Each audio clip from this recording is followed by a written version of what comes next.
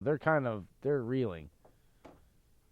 I'll take the Rams over Falcons, though. I mean, I can't Well, trust. hey, look, you're down there. You're down there though, and you went to the preseason game. Everyone's related to a Falcons fan, so he knows. Well, I'm just saying, you guys are a little closer. It's easier to get more inside information where you guys are at about the Falcons than it is for me up here. I gotta rely on other sources. Twitter. You guys get like I'm at the water cooler and I don't want to hear it, but 15 people are talking about the freaking Falcons crap. Your town has a water cooler? Well, yeah, we still got water coolers here. Just like I went into work on Monday and I had to keep my eyes back behind me while I was cooking because there was all these people that come into the restaurant are Lions fans, and I swear they're ready to throw their coffee on me and shit because I'm a Packers fan. They know it, and it's like, dude, I just cook your food, man. I'm not a rep. You should have spit in it. Lions. The amount of underappreciation for Matt Ryan down here in Georgia is pretty. Oh, people scold him like a redheaded stepchild. I'm like, really? He's not the savior anymore? No, they never treated him as the savior. That's the problem. No. They always talk about, Julio, and that's all they talk about. The days of Mike Vick, he still lives in reverence down here. God. There's jerseys and of I Vic remember being a young, inexperienced football kid, about 17, 18, and getting in an argument with a bunch of guys and looking at them and saying, you can crown Mike Vick all you want, but I swear to God, the dude will never sniff a Super Bowl in his entire career, no matter how great you think he is, and he'll always be more flash than actual substance as a quarterback. You don't know what the hell you're talking about. And look at how his career was. When you talk about Mike Vick's career, you show all the highlight plays, but you don't show all the fact that he couldn't hit a check down, he had no touch on his ball. It was a rocket, and he'd throw the rocket 5 yards, and it'd bounce off people's face masks. It wasn't until his last 2 or 3 years where his athleticism had all but left him that he actually started to become an efficient quarterback. And then because of his size, he got knocked around the pocket and basically ended his career injured all the time.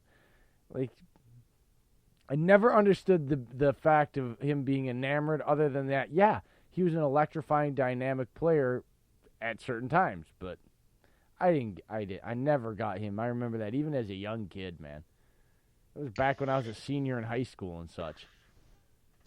Jared Goff, for me, is a big-time play this week. You have to start Jared Goff despite a disappointing week last week. Atlanta has allowed a QB1 performance in 5 straight games, and that includes the currently benched Marcus Mariota. Even with is Gurley playing? I thought Gurley was out this week. Gurley's in. Malcolm Brown is out. Yep. So, still might see some Darrell Henderson though. Yes. Kupp should be going off in this game big time then. Kupp, Woods, Reynolds, Cooks, everyone. Throw them all in there. You got a Ram, Higbee. All right, so start all your Rams. What about the Rams defense? Is this a week to start? Because they've been disappointing this year. No, I wouldn't start the Rams defense. And real quick, I'm not confident in the Rams tight ends. Even with Ramsey? Yeah, even with Ramsey, obviously he's going to play a big role in shutting down Julio, but you never really shut down Julio completely, right? And then you also have Mohamed Sanu and Calvin Ridley, who seem to get a touchdown every week. Hooper. So, no, especially since they're in the Dome, I'm not crazy about LA's defense this week. Yeah, John Johnson just went to IR. Talib went to IR. I guess you could say that they agree with you because the total is a 54.5 point total. So they're expecting no defense to be played in this game. So, yeah, I guess just start everybody offensively for both these teams. Sit both the defenses, start everybody. Can we start McVay? Is he an option? No, there's a lot of things I'd like to do with McVay. Science class. Oh, does it involve a jar of Peter Pan peanut butter? If he's down. God, that hair. Jay, he puts pity on your hair. McVay's hair is beautiful. McVay's hair sucks, dude. I've said it before, and Do I'll you know say it what? again. Honestly, do you know what? Do you know why McVay's hair sucks? Because this hair shit right here, this is natural. It grows, and I combed it, and it lays. You're the like confidence this, right? oozing out of him right now. I love Right? it. McVay, you look at his shit. If I walk up to McVay right now and I gave him like the because he's younger than me and gave him like the old big brother under the thing noogie, like literally his hair would snow and then it would fall apart and then some of it might actually fall out because it's fucking glued to his head. Okay? It's all gel and no substance. That ain't a hairstyle. That's product, baby. This is real hair. You wouldn't be able to get within 5 feet of him. The Adderall would kick in, and he would immediately deflect any sort of thing you would throw at him. What does Adderall have to do with Also, any his of this? sideline guy that he hired to pull him from anything to protect him. Yeah, I like that. I want that job, honestly. I'd be good at that job. Grabbing McVay's waist, pulling him back. Get over here. God damn it. Get over here. But, no, I like the Rams. I'm going to take them by 4 or 5 points. Offensive shootout. Yeah, it's McVay versus Julio. That's my thing. Pretty much. Where are we going to next? This is fun. Who are you picking, Jay? I got the Rams. Okay. I was Dillon, asking Rams? about the Falcons because I thought there might be an opportunity here, but since you guys told me that's like pish posh, I'll take the Rams. No, they should have fired Dan Quinn 2 games ago. That's how bad it's been. Next up, we have Deshaun Watson and the Houston Texans going into Indianapolis, Good taking on frickin' game. a healthier Indianapolis Colts team. I believe T.Y. Hilton is at full strength. They're also supposed to be getting their young linebacker Darius Leonard back, so that's going to make a huge difference in their defensive efforts. Indianapolis right now is favored 2.5, even with the way Houston's been playing lately. I actually like Carlos Hyde a lot in this game. He just had his first 100-yard performance. He's been receiving all the carries in Houston. I don't mind at all playing both DeAndre Hopkins and Will Fuller. Will Fuller had, I guess, a disappointing week last week, but if you watch the game, he actually dropped 2 touchdowns. Yes. So, Smack dab like Aaron Jones. This is another high-scoring game. 47.5 points they expect out of this game.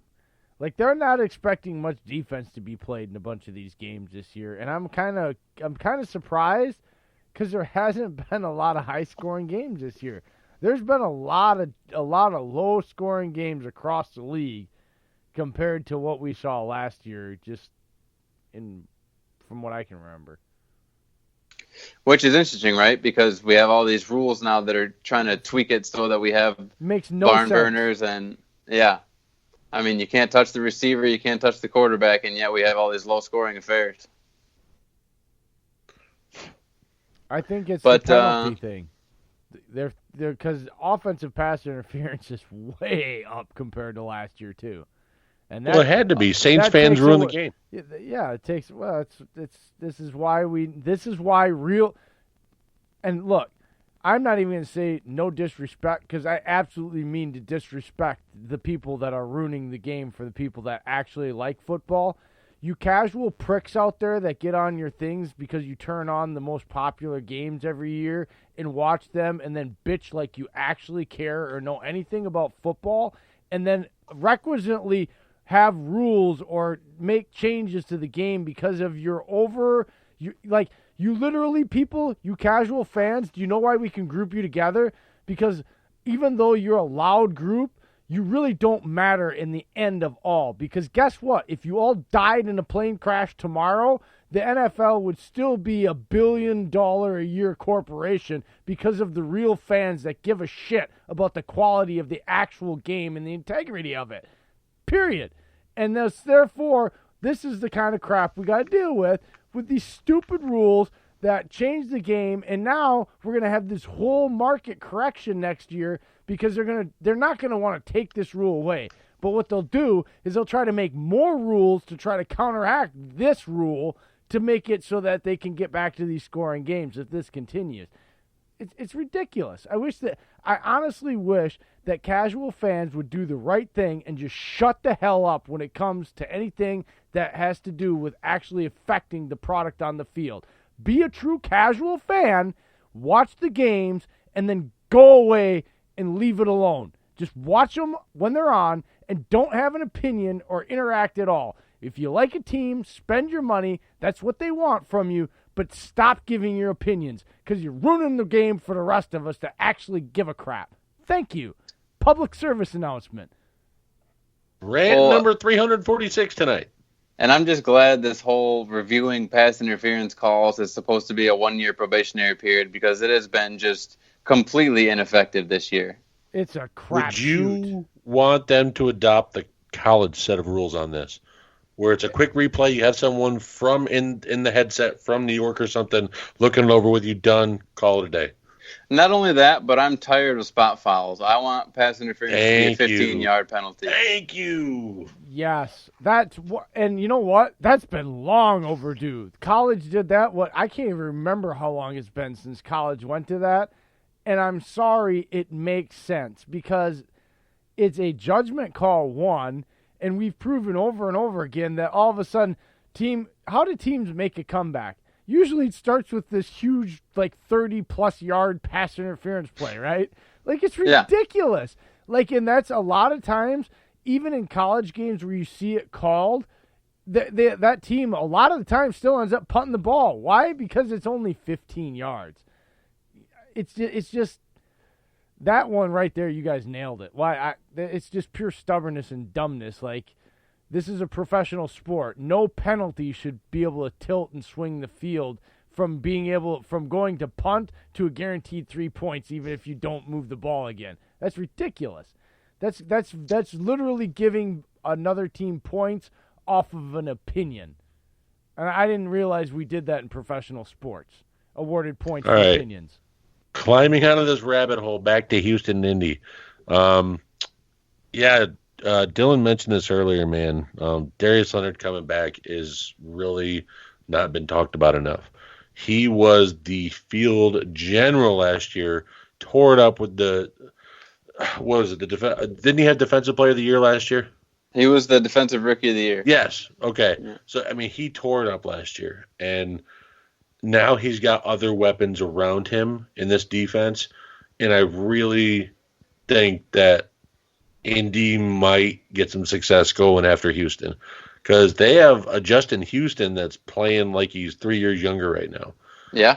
I know they just lost I can never pronounce his name correct, but they just lost their other pass rusher to IR, and Justin Houston, whenever there's pressure on him in this season, he comes through.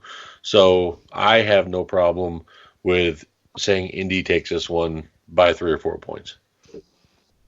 Yeah, I think that's a good line. Here's T.Y. Hilton's last 5 games against Houston: 5 for 175 and 2 touchdowns.